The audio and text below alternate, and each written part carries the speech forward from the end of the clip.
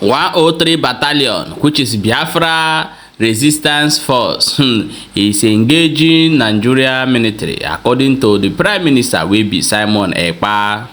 No be small thing, no. They say Anambra security don't apprehend some kidnappers when they terrorize Anambra State. We go show na the video more na see wetin dey happen. They say the flood don't take over Alaba International Market where they for Lagos. No be small thing is happening, no. Hello, my wonderful people. You are highly welcome back to Balabas Gist. If today is the first time you are coming across this wonderful channel, you are highly welcome. No forget to give us a follow and also subscribe to our YouTube channel. As they enter inside that YouTube channel, I beg, turn your notification bell so that anytime we will upload, you will be the first person to get them. You understand? Okay, my people, we will go look into the story where we get for hand today. They say many things don't happen. As I would talk now, kasala. The boss and they say water don't pass Gary. Now say we bring and come give now. The information where would they get from Simon Ekpa right now will be the PM of Biafra Republic government in exile. He said that breaking Biafra Liberation Army life at 103 Battalion, giving it to the terrorists Woto. And we are going to show you a short video that the trop and the shooting going on in this particular side, as the PM will be Prime Minister Biafra government in exile have said in this particular video that we're about to show you now. Okay, stay tuned, may you watch the video and then we'll come back and continue. There's a lot of story to share today. Stay tuned. Biafra Liberation Army, life at 103 Battalion. Life at 103 Battalion. Life at 103 Battalion. Life at 103.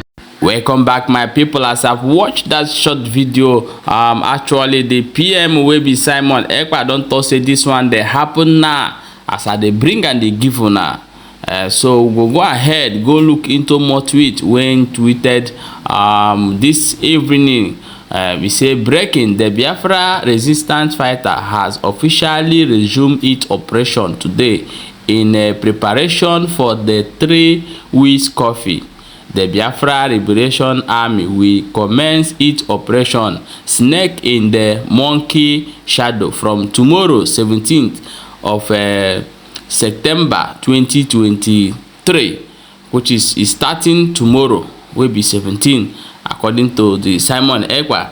He said the operation is delegitimizing Nigeria government within Biafra territory. Stop hawking around checkpoint and stay away from military base. Simon Ekpa.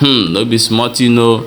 He say na woto. Now they want go give for all this area where in call.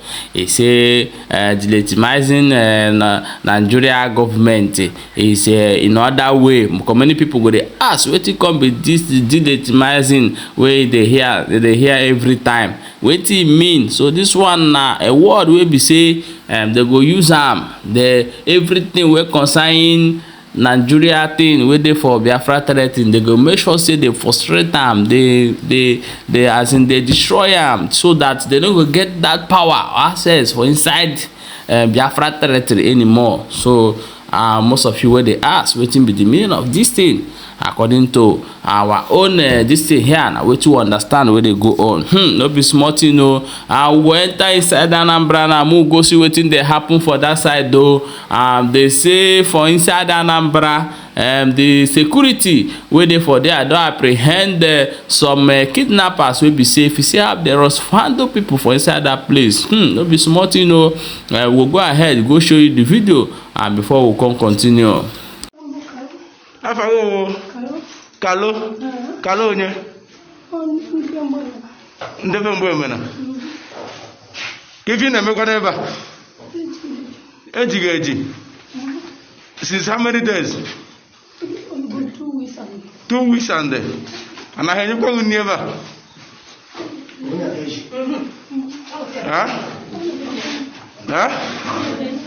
you want ebe onye olifite ana anu ebe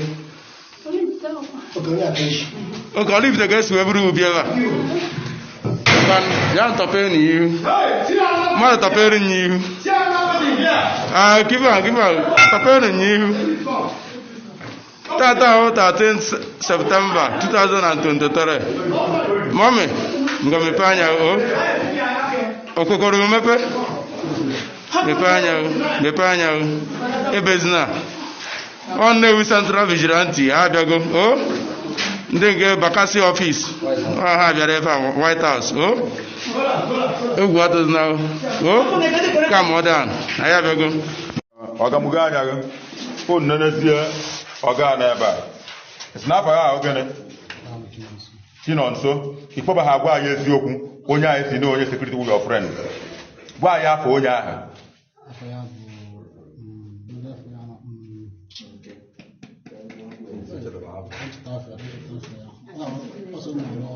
Go say I roll rubber. Now, Baba, I know.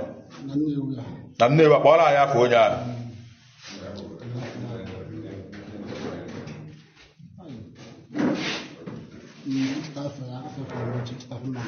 Which at a half, the Bacaro for a we have, one of the kidnapper.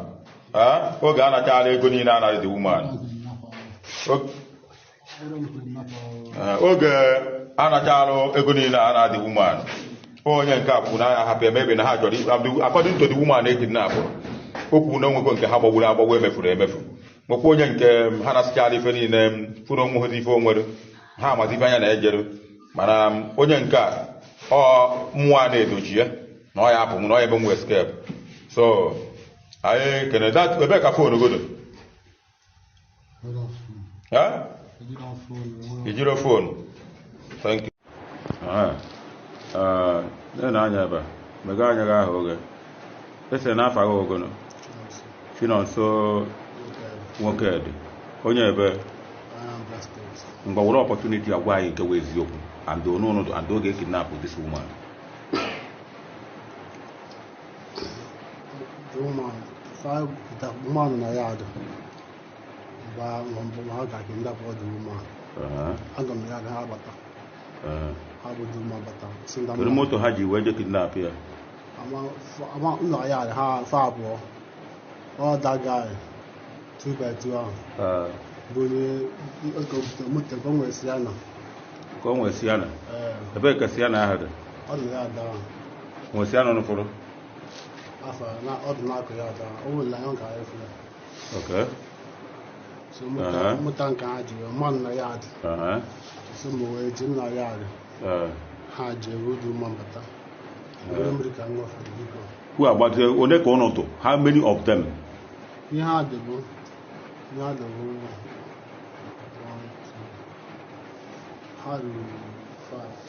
5. Get out for Hagasi. Because of Agariga. Agariga? Oh, yeah, bear. Abakareke, Because of Cross. Oh, yeah, bear. Because of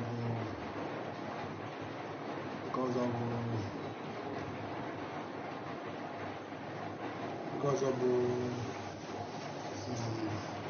2 by 2. 2 by 2. 2 by 2. Onye ebe. Onye nnewi aga ọkụ. Onye nnewi a. Obe ha dị ebe a. Okay. Because of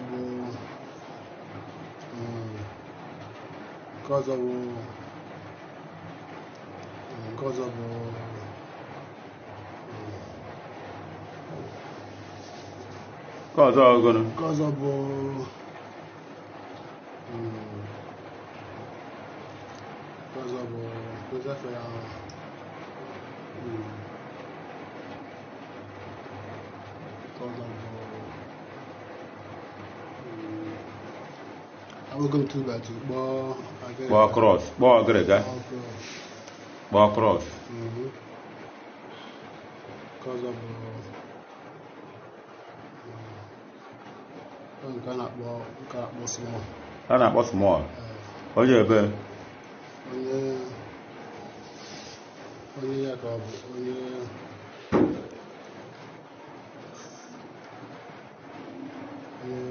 side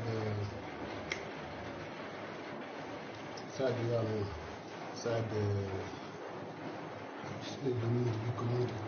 we agba na onye taa ka enye tie ego mmiri na the last one ka ị nọ inside Nzam that is mba mmiri the Nzam because of Akede onye ebe onye Abakaliki na ngụnwa onye Umuchu ngụnwa onye Umuchu afago uchi nọ nso chi nọ nso nwoke dị. Welcome back, my people. As I've watched that video, we are so sorry that we shifted the video more inside because of the wahala where they for social media. Tomorrow they go say it because of the blood they see for him body. I say you cause this one, you cause the other one. That's why we carry the video go inside that place. But we still when you hear waiting they go on for inside that place. Okay, my people. No be smart, you know. You don't see waiting they go on. For where would they, how they keep these people for that side, and how they don't take by so many people for inside that place. No be smart, so things are really happening anywhere where they were coming. They very careful.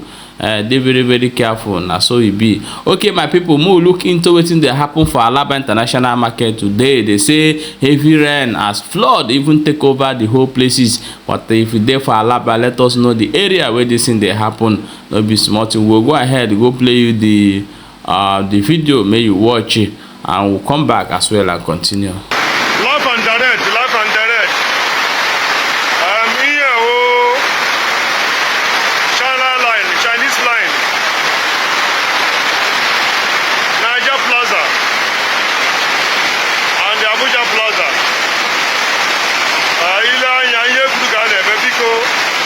Only one job between Abuja Plaza, Chinese line. Make a job even allow. You witness here, I'm in the middle of a good job in the money. Live and direct. Because we're also with Egypt. But at Abuja Plaza, Chinese line. Most important thing, Chinese line is very bad. It's very bad. Followed by former executive chairman Ewan. Formerly executive chairman Ewan. Almost the mini Abayego the place now because we're also with Egypt. Diana Iru Abuja Plaza now, live and direct. God bless you all. I know they are live. Live.